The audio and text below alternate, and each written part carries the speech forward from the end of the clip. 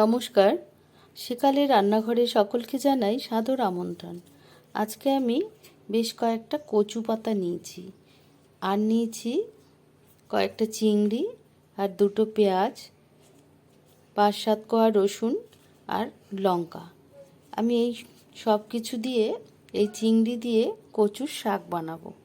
এই কচু পাতার এই শাকটা তৈরি করব। প্রথমে আমি সমস্ত পাতাগুলো ভালো করে ধুয়ে নেব।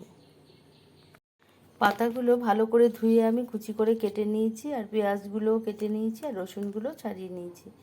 এবার আমি অল্প জল দিয়ে কড়াইতে পাতাগুলো একটু ভাপিয়ে নেব। আমি গ্যাস অন করে কড়াই বসিয়ে দিয়েছি, কড়াই খানিকটা জলও দিয়ে দিয়েছি, আর জলটা ঢেকে দিয়েছিলাম, তাড়াতাড়ি গরম হয়ে গেছে, জল ফুটতে শুরু করেছে। এবার আমি এই জলের মধ্যে দিয়ে দেব সামান্য একটু লবণ, আর দিয়ে শাকগুলো সব দিয়ে দেবো।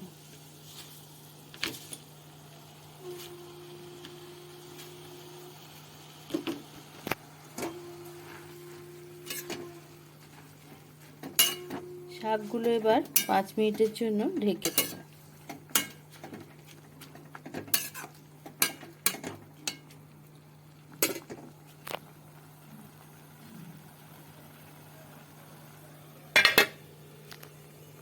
শাকটা বেশ সেদ্ধ হয়ে গেছে, আমি গ্যাস অফ করে দিয়েছি। এবার আমি একটা ঝুড়ির মধ্যে এই শাকটা ভালো করে জল ঝরিয়ে নেব। এবার আমি দিয়ে দেব সামান্য একটু কালো জিরে। কালো জিরেটা কয়েক সেকেন্ড নাড়াচাড়া করে নেবার পর আমি পেঁয়াজ কুচি, রসুন কুচি সব দিয়ে দেবো।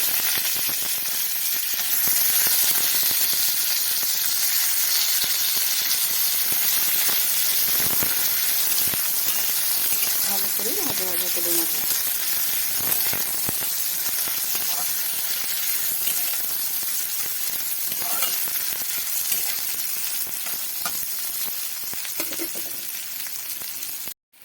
পেঁয়াজ রসুনগুলো ভালো করে ভাজা হয়ে গেছে। এবার আমি চিংড়ি মাছগুলো কুচি কুচি করে কেটে দিয়ে দিয়েছি।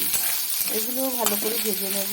ভেজে নিয়ে আমি শাকগুলো আমি জল ঝরিয়ে রেখেছি, এবার এই শাকগুলো সব আমি দিয়ে দেবো। শাকগুলো আমি দিয়ে দিলাম। এবারে শাকগুলো সব কিছুর সাথে বেশ খানিকটা সময় ধরে কম আঁচে নাড়াচাড়া করে ভাজা ভাজা করতে হবে।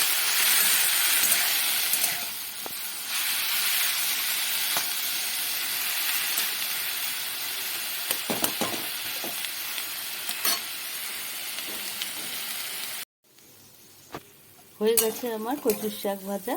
এবার আমি গ্যাস অফ করে দেব, দিয়ে আমি একটা বাটিতে নামিয়ে নেব।